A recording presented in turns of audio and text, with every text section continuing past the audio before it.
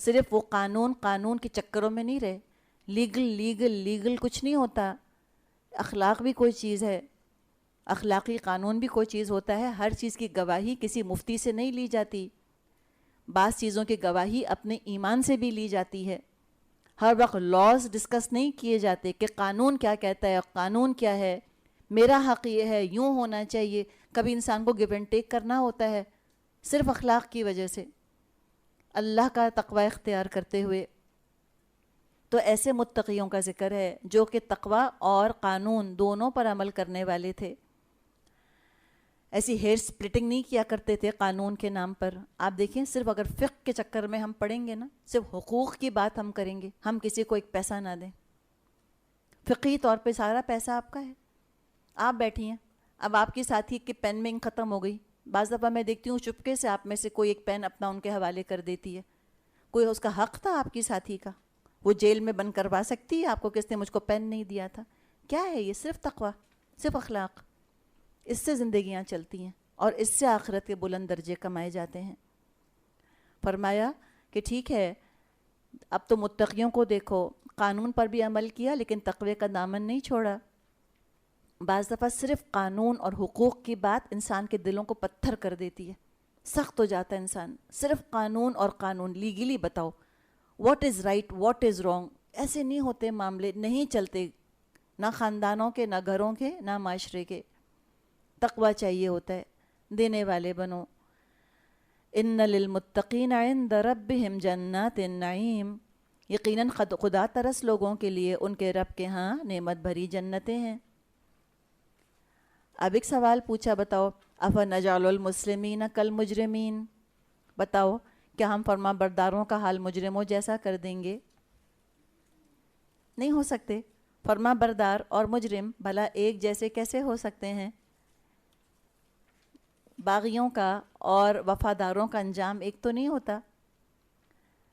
اللہ کی بات مان کر نماز پڑھنا اور اللہ کی بات نہ مان کر نماز چھوڑنا برابر تو نہیں ہے. طنز اور طعنے دینا اور حقیقت اور اچھائی کی بات بتانا برابر نہیں ہے. تو کیسے ہم مسلموں کو مجرموں کے برابر کریں گے؟ ما لکم کیف تحکمون, کیا ہو گیا ہے تم کو, کیسے حکم لگاتے ہو؟ ام لکم کتاب فیہ تدرسون ان لکم فیہ لما تخیرون, کیا تمہارے پاس کوئی کتاب ہے جس میں تم یہ پڑھتے ہو کہ ہاں ام لکم ایمان علینا بالغۃ الی یوم القیامہ ان لکم لما تحکمون, کیا تمہارے پاس کوئی کتاب ہے جس میں تم یہ پڑھتے ہو کہ ہاں تمہارے لیے ضرور وہاں وہی کچھ ہے جو تم اپنے لیے پسند کرو؟ یا پھر تمہارے پاس روز قیامت تک ہم پر عہد اور پیمان ثابت ہے کہ تمہیں وہی کچھ ملے گا جس کا تم حکم لگاؤ؟ ایک سوالوں پر سوال ہے, ایک ریپڈ ایک طریقہ ہے, تیزی ہے سوالات کی. صرف کیا کہ اپنی غلطی کا خود احساس ہو جائے. بتاؤ کسی کتاب میں لکھا ہے کہ تم جو چاہو گے ویسا تمہارا انجام ہوگا, کہ دنیا میں رہو مجرم اور آخرت میں تم جنت میں جا کر داخل ہو جاؤ؟ نافرمانی کے ساتھ نیکی کا وعدہ کہیں کتاب میں لکھا ہے؟ نہیں لکھا.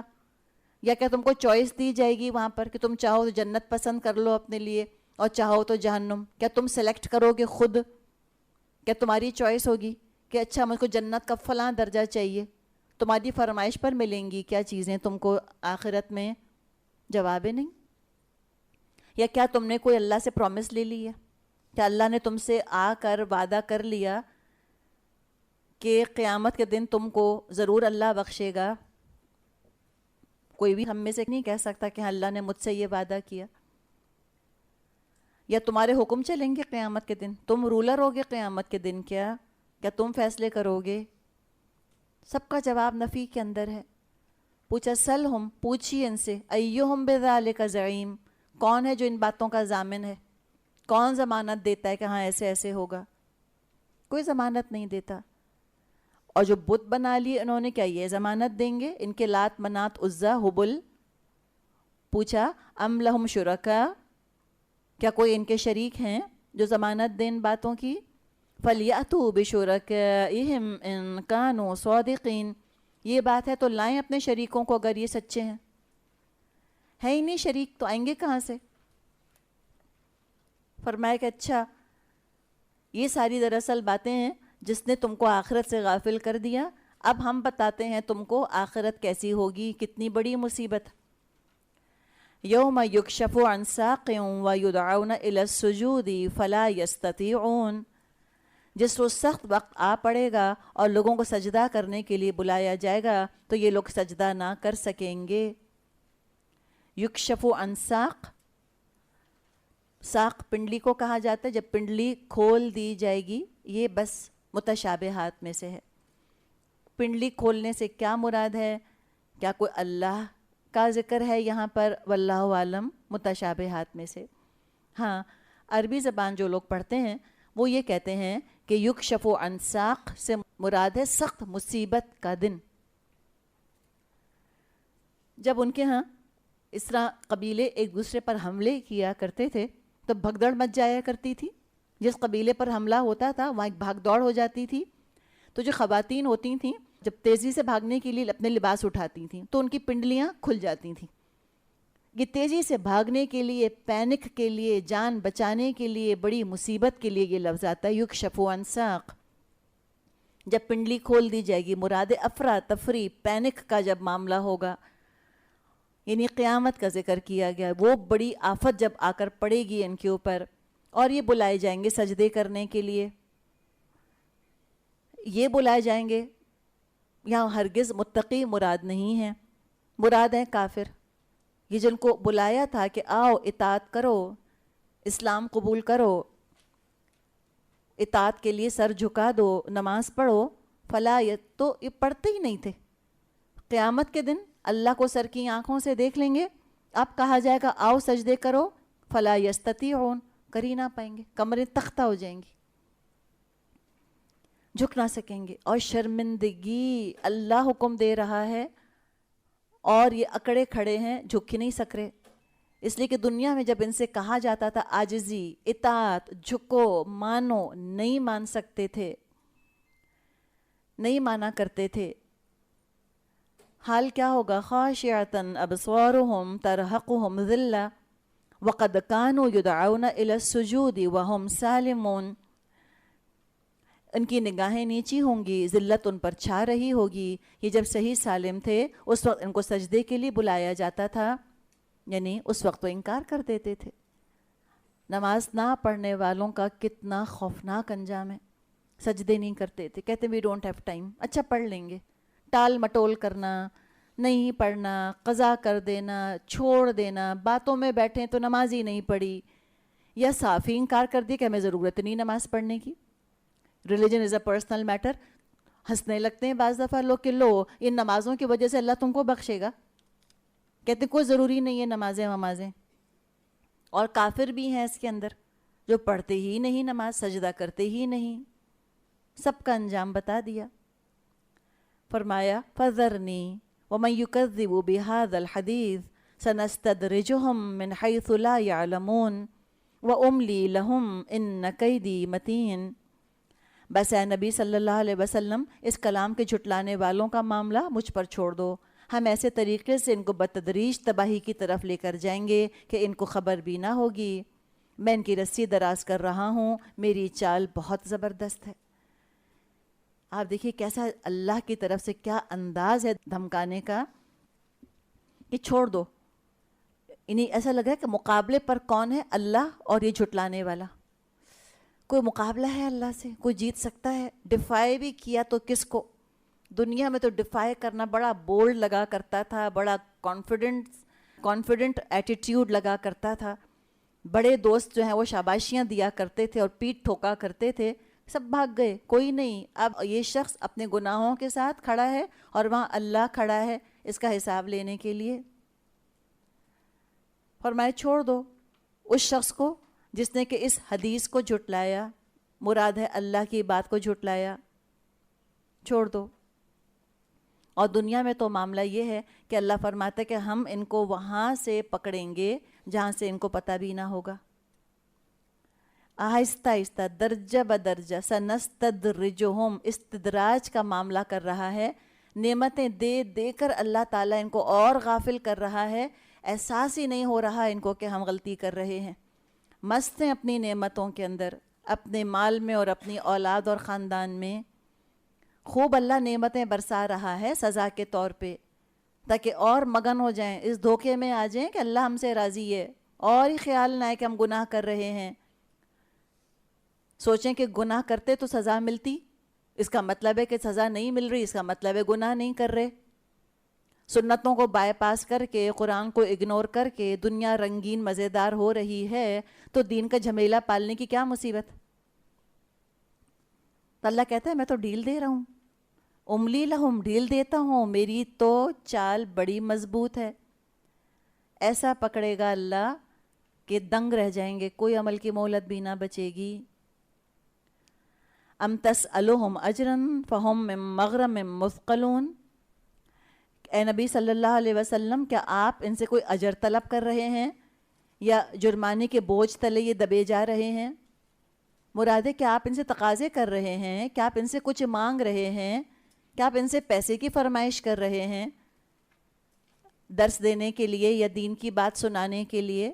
چارج کر رہے ہیں کیا آپ ان کو؟ نہیں، انڈیمانڈنگ تھے رسول، تو کچھ نہیں مانگتے تھے، نہ شہرت، نہ شکریہ، نہ دولت، نہ عزت، نہ کوئی بدلہ۔ تو پھر آخر کیا مسئلہ ہے؟ بات سننے میں کیا چیز ان کی رکاوٹ بن گئی ہے؟ ام عندہم الغیب فہم یکتبون، کیا ان کے پاس غیب کا علم ہے جس کو یہ لکھ رہے ہیں؟ کہ ان کو پتہ ہے کل کیا ہونے والا ہے؟ اپنا انجام دیکھ لیا کیا انہوں نے؟ نہیں، کچھ نہیں پتہ۔ ساری جو ان کی چالیں تھیں اور ان کی سوچیں تھیں، سب کا پردہ یہاں چاک کر دیا اللہ تعالیٰ نے۔ اور آخر میں نبی اکرم صلی اللہ علیہ وسلم سے خطاب کر کے فرمایا فاصبر لحکم ربک، بس اے نبی صلی اللہ علیہ وسلم اپنے رب کے فیصلے کا انتظار کیجئے، اپنے رب کا فیصلہ صادر ہونے تک انتظار کیجئے، صبر کے ساتھ کام کرتے رہیے۔ ولا تکن کصاحب الحوت، اور مچھلی والے کی طرح مت ہو جائیے، مراد ہیں یونس علیہ السلام، اذ نادی وہو مکظوم، جب اس نے پکارا تھا اور وہ غم سے بھرا ہوا تھا۔ سورہ انبیاء کا واقعہ ذہن میں لے آئیے، یونس علیہ السلام نے پکارا تھا مچھلی کے پیٹ میں، فی ظلمات، اندھیروں پر اندھیرے تھے، اور وہاں سے اپنے رب کو پکارا تھا، اور وہ کظیم تھے، مغزوم تھے، غم اندر ہی اندر انہوں نے دبایا ہوا تھا۔ لولا ان تدارکہ نعمت من ربہ لنبذ بالعراء وہو مذموم، اگر اس کے رب کی مہربانی اس کے شامل حال نہ ہوتی، وہ مذموم ہو کر چٹیل میدان میں پھینک دیا جاتا۔ کہ مچھلی اگل بھی دیتی، اور وہاں پہ اللہ تعالیٰ نے اگر وہ یقطین، یاد ہے من شجر یقطین، اگر اللہ نے وہ کدو کی بیل نہ اگائی ہوتی تو کیا حال ہوتا؟ اس قدر دھوپ اور چٹیل میدان، عرا عین را یا مادہ ہے، اوریاں لفظ بھی اس سے بنا ہے، نیکٹ، چٹیل میدان، بیرن میدان میں دھوپ پڑ رہی ہوتی تو کیا حال ہوتا؟ وہاں بھی جان سے ہاتھ دھو بیٹھتے، لیکن اللہ کی نعمت نے ان کو تھام لیا، آ کر اللہ کا کرم ان پر نازل ہوا، اور وہ مذموم تھے، یعنی اپنے آپ کو بلیم کر رہے تھے، اپنی مذمت کر رہے تھے کہ ہائے میں نے خطا کری۔ یہ توبہ استغفار اللہ کو بہت اچھی لگی۔ فَاجْتَبَاهُ رَبُّهُ فَجَعَلَهُ مِنَ الصَّالِحِينَ، آخر اللہ تعالیٰ نے اس کو چن لیا اور اپنے صالح بندوں میں شامل کر لیا۔ تو بتایا کہ صالح بندوں میں شامل ہونے کے لیے یہ ضروری نہیں ہے کہ انسان کبھی گناہ ہی نہ کرے، ہاں اگر گناہ ہو جائے استغفار کر لے تو صالح بندوں میں شامل رہے گا۔ وَإِن يَكَادُ الَّذِينَ كَفَرُوا لَيُزْلِقُونَكَ بِأَبْصَارِهِمْ لَمَّا سَمِعُوا الذِّكْرَ وَيَقُولُونَ إِنَّهُ لَمَجْنُونٌ وَمَا هُوَ إِلَّا ذِكْرٌ لِّلْعَالَمِينَ۔ جب یہ کافر لوگ کلام نصیحت سنتے ہیں، آپ کو ایسی نظروں سے دیکھتے ہیں گویا آپ کے قدم اکھاڑ دیں گے، اور کہتے ہیں یہ ضرور دیوانہ ہے، حالانکہ یہ تو سارے جہان والوں کے لیے نصیحت ہے۔ یزلقون، زا لام قاف مادہ ہے، مطلب ہے پاؤں پھسلنا۔ جب آپ صلی اللہ علیہ وسلم مکے والوں کو قرآن پڑھ کر سنایا کرتے تھے، ایسے آپ صلی اللہ علیہ وسلم کو گھورا کرتے تھے جیسے کہ کچا ہی چبا جائیں گے۔ یا ان میں لوگ ایسے تھے مکے والوں میں کہ جنہوں نے خاص یہ فن حاصل کر لیا تھا اور آنکھوں میں ایسی تاثیر انہوں نے اپنے پیدا کر لی تھی کہ اگر کسی کو گھور کر دیکھتے تو اندر سے وہ ہل جاتا. اور ہم جانتے ہیں کہ نظر کی تاثیر ہوتی ہے. پیار سے کوئی دیکھے اس کی تاثیر اور ہوتی ہے, غصے سے کوئی دیکھے اس کی تاثیر کچھ اور ہوتی ہے. حالانکہ جسمانی طور پہ چھوا تو نہیں ہوتا, لیکن انسان کے اپنے اوپر خوشی یا خوف یا غم کی کیفیت طاری ہو جاتی ہے کسی کے دیکھنے سے. پتھروں میں سے ریز نکلتی ہیں جو انسانوں پر اثر انداز ہوتی ہیں, تو آنکھوں میں سے بھی ریز نکل سکتی ہیں.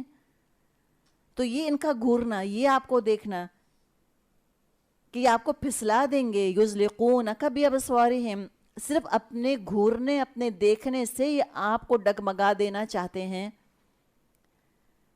جب یہ ذکر سنتے ہیں اور کہتے ہیں یہ تو دیوانہ ہے, فرمایا نہیں, دیوانہ ایسا کلام نہیں کہہ سکتا, یہ تو ذکر للعالمین ہے, تمام جہان والوں کے لیے یہ تو نصیحت آ گئی ہے. یہ ایک آیت ہے کہ جس کو نظر کے لیے پڑھنا مفید کہا گیا ہے کہ اگر نظر بد ہو جائے تو یہ آیت پڑھ لیں. اور جہاں تک نظر کا تعلق ہے, صحیح احادیث سے ہم کو یہ بات پتہ چلتی ہے کہ نظر لگتی ہے. العین حق, صحیح مسلم میں حدیث ہے. آپ صلی اللہ علیہ وسلم نے فرمایا العین حق ولو کان شیء سابق القدر سبقته العین. نظر حق ہے, یہ نظر سچ ہے, نظر لگتی ہے. اگر کوئی چیز تقدیر سے آگے بڑھ سکتی تو نظر بڑھ جاتی. سوچیں, اگر تقدیر پر کوئی چیز بازی لے سکتی تو نظر, لیکن تقدیر سے آگے نظر بڑھ نہیں سکتی. تو تینوں قل بھی پڑھے جا سکتے ہیں نظر کے لیے. آیت الکرسی پابندی سے پڑھنی چاہیے. سورہ بقرہ کی آخری آیات بھی فائدہ مند ہیں, اور چند دعائیں آپ کی کتاب میں بھی موجود ہیں. بسم اللہ ارقیکا ایک دعا ہے, دوسری اعوذ کا بکلمات اللہ التامات, یہ بھی دعا ہے. بعض دفعہ ایسی بیماری انسان کو ہوتی ہے کہ سمجھ میں نہیں آ رہا ہوتا کیا ہے, کوئی بے تحاشا کمزوری, بے حد بعض دفعہ تھکن کا احساس, یا کسی خاص جگہ درد سڈنلی, اور سارے ٹیسٹ ویسٹ کلیئر آتے چلے جا رہے ہوتے ہیں. اب اگر کوئی آپ سے کہے کہ آپ کو نظر لگ گئی ہے تو بعض دفعہ ہم بہت ہی کسر نفسی سے مسکراتے ہیں. ہم کہتے ہیں ہائے ہائے مجھے کہاں لگے گی, کہتے ہیں نا. تو نظر لگنے کے لیے کوئی کسی کا ایکسٹرا آرڈنری ہونا ضروری نہیں ہے, یا یہ نہیں ضروری نہیں ہے کہ حاسد ہی کی نظر لگے صرف, یا دشمن کی لگے. ہمارے خاندان کی بزرگ خواتین کہتی تھیں نا کہ بچوں کو ماں کی نظر بھی لگ جاتی ہے, پیار کی بھی لگتی ہے. بہت ایڈمائر کرا کسی کو تو نظر لگ گئی. ایک صحابی کے بارے میں آتا ہے کہ ایسے آپ دیکھیں نا, اب سمجھانا پورا اس لیے ضروری ہوتا ہے کہ بہت جلدی غلط فہمیاں ہو جاتی ہیں. لیکن اس زمانے میں اس طرح واش رومز تو نہیں ہوتے تھے, لوگ کہاں نہایا کرتے تھے. جیسے آپ گاؤں کے اندر جا کے دیکھیں, جہاں وہ ہینڈ پمپ ہوتا ہے وہاں پہ لنگوٹ باندھ کے نہا لیتے ہیں. یہی طریقہ عرب میں بھی تھا. ایک صحابی اسی طرح غسل کر رہے تھے تو کہا جاتا ہے کہ ان کے جسم کا رنگ ایسا تھا کہ کسی پردہ نشین لڑکی کے جسم کا بھی نہ ہو. مراد بہت فیر تھے, بہت خوبصورت تھے. کسی ایک اور صاحب نے ان کو دیکھا, کہا کہ بھئی واہ کیا اچھا رنگ ہے. اتنا بخار چڑھا, اس قدر بیمار ہوئے. آپ صلی اللہ علیہ وسلم نے فرمایا اس کو نظر لگی ہے. تو وہ شخص جس نے کہ تعریف کی تھی اس سے کہا کہ تم نہاؤ, اور اس کا پانی جو ہے وہ شخص پر ڈالا گیا, پھر تو نظر جو ہے وہ دور ہو جاتی ہے. اب سائنٹیفک ایکسپلینیشن نہیں ہو سکتا, لیکن دیکھا جائے تو کوئی نہ کوئی تاثیر تو ہے کہ جس کی نظر لگی ہے اسی کے جسم کو چھو کر جو پانی آیا اس سے بھی اگر غسل کر لیا جائے, اس کا بھی طریقہ ہم کو احادیث میں ملتا ہے. تو آپ صلی اللہ علیہ وسلم نے فرمایا وَإِذَا اغْتَسَلْتُمْ فَاغْسِلُوا, یعنی جب تم سے کہا جائے غسل کرو تو غسل کرو. تو نظر کا غسل یہ ہوتا ہے کہ جس شخص کی نظر لگی ہو اس کے سامنے ایک پیالہ پانی کا لائیں, زمین پر نہ رکھیں, اور وہ شخص اس سے وضو کر لے. پھر اپنا ایک کونا کپڑے کا اس میں ڈال دے, اور پانی سر کے پیچھے سے ڈالا جائے. جس کو نظر لگی ہے اس کے سر کے پیچھے سے پانی ڈال دیا جائے. تو یقیناً چونکہ آپ صلی اللہ علیہ وسلم نے علاج بتایا, یقیناً اس کے اندر تاثیر ہوگی. والآخر دعوانا ان الحمد للہ رب العالمین.